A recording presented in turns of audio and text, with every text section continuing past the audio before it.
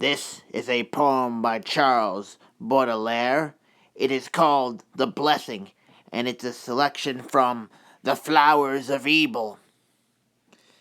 When, by decree of the sovereign power, the poet makes his appearance in a bored world with fists clenched at the horror, his outraged mother calls on a pitying God at whom these curses are hurled.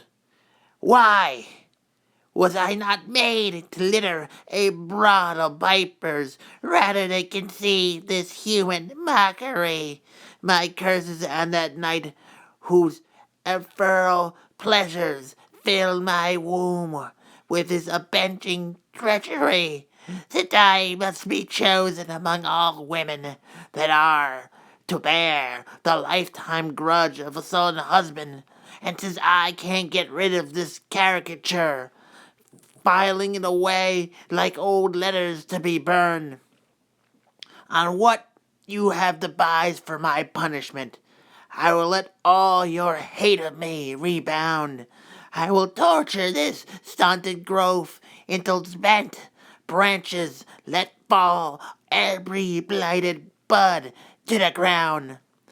And so she prepares for herself in hell's pit, a place on the fire made for a mother's crimes, blind in the fury of her foaming hatred to the meaning and purpose of the eternal designs.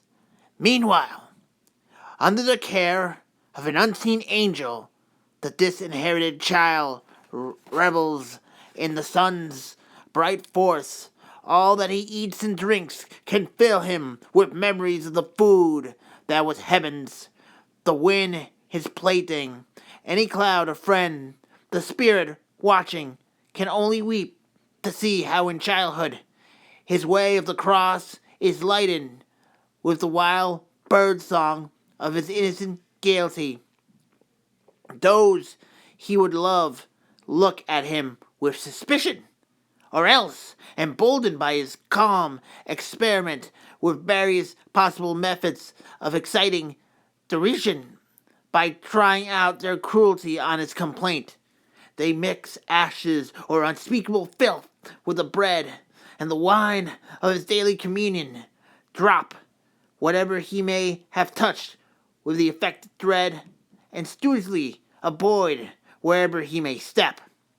His mistress, parading her contempt in the street, cries, "Since he finds my beauty a thing to worship, I will be one of the ancient idols he talks about, and makes myself with gold out of the same workshop.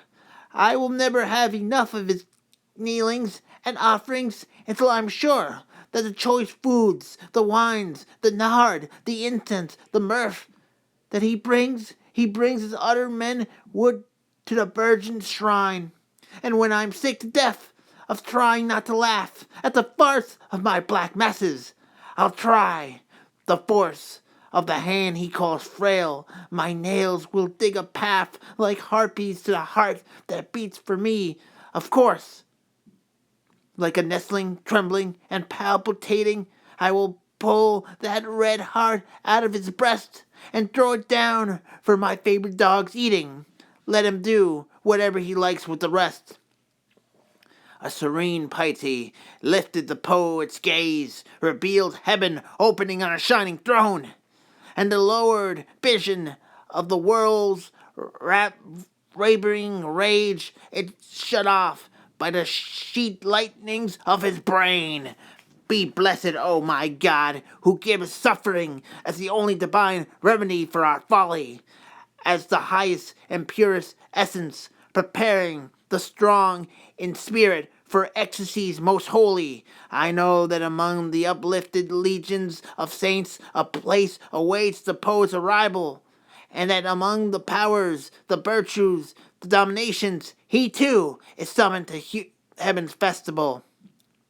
I know that sorrow is the one human strength on which neither earth nor hell can impose, and that all the universe at all time's length must be wound into the mystic crown for my brows, but all the treasury of buried Palmyra, the earth's unknown metals, the sea pearls, mounted by thy hand, will be deemed an inferior glitter to his diadem that shines without jewels. For thou knowest, it will be made of purest light, drawn from the holy hearth of every primal ray, to which all human eyes, if they were one bright eye, are only a tarnished mirror's fading day.